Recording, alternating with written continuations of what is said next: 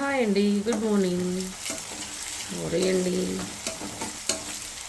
Video on చేశారేమో అని చెప్పేసి అనుకున్నాను. బట్ ఇలా చూస్తే వీడియో ఆన్ చేయలేదు.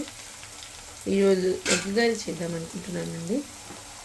సో దాంట్లో ఆయిల్, తాలింపు గింజలు, ఆనియన్, గ్రీన్ మిర్చి కూడా వేసానండి. దాంట్లో కొంచెం పసుపు వేయాలండి.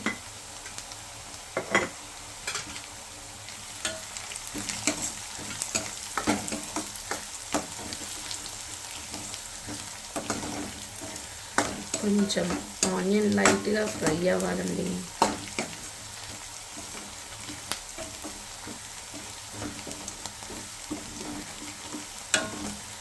ఈరోజు మార్నింగ్ కుకింగ్ చేయాల్సి ఉండే బట్ చేయలేదండి. సూర్యకి లంచ్ బ్యాగ్ ఇవ్వాలి.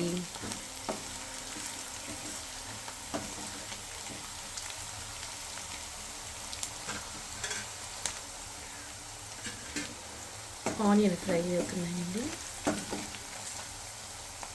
దీంట్లో టేస్ట్కి సరిపడా సాల్ట్,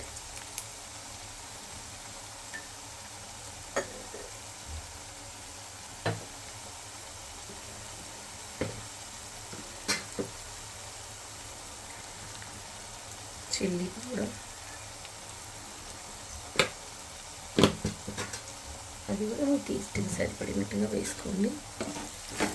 ఇలా ఒక్కసారి కలుపుకున్నాము. నేను ఏ కర్రీస్ అయినా మరీ హంగామాగా లాగా కాకుండా ఒక నార్మల్గా ఇంట్లో ఏ రకంగా అయితే కుకింగ్ చేసుకుంటారో అలాగా సింపుల్గా కుకింగ్ చేస్తున్నానండి. ఈ ఆనియన్కి, మిర్చికి సాల్ట్, కారం మంచిగా పట్టాక నేనైతే దీంట్లో ఒక 5 ఎగ్స్ మాత్రం కొట్టి వేసానండి. లైట్గా పిల్లలకి ఇలాగ సపరేట్గా ఇలాగ పెడితే చాలా ఇష్టపడతారండి.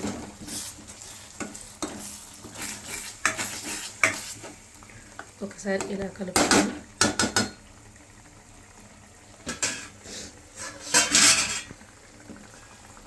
మూత పెట్టుకోవాలండి. మూత తీసి ఒకసారి ఇలా కలుపుకోండి. ఎందుకంటే ఇది నాన్ స్టిక్ ప్యాన్ కాదు కదండి, స్టీల్ ప్యాన్ కదా. సో అడుగు పట్టుకునే ఛాన్స్ చాలా ఉంటుందండి. సో ఒకసారి కలుపుకొని ఇంకొకసారి ఒక 2 మినిట్స్ మూత పెట్టుకుందామండి. ఒకసారి తీసుకొని కలుపుదామండి. ఎందుకంటే ఇది నాన్ స్టిక్ ప్యాన్ కాదు కదా, స్టిక్ ప్యాన్ కాబట్టి బాగా త్వరగా అడుగు పట్టేస్తూ ఉంటుందండి. సో మనం ఇలా కలుపుతూ ఉండాలి. ఒకసారి చెప్పాను కదా, అడుగు పట్టేస్తుంది. ఎక్కువగా నాన్ స్టిక్ ప్యాన్లు వాడకూడదు అని చెప్పేసి అంటున్నారండి. ఎందుకంటే అన్ని క్వాలిటీగా రావట్లేదండి. సో ఎప్పుడో ఒకసారి మాత్రం నేను చేస్తాను non stick pan. Mostly steel pan use చేస్తానండి నేను.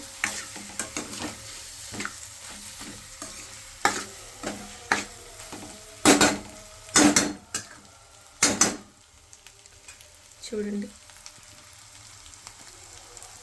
మన ఎగ్ బుజ్జు.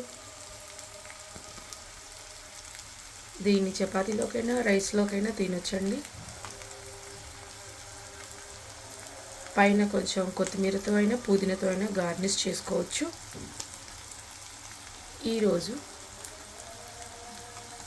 ఈ కర్రీతో ఇక ఉంటానండి. మళ్ళీ నెక్స్ట్ రెసిపీతో రేపు కలుసుకుందాం. Bye bye.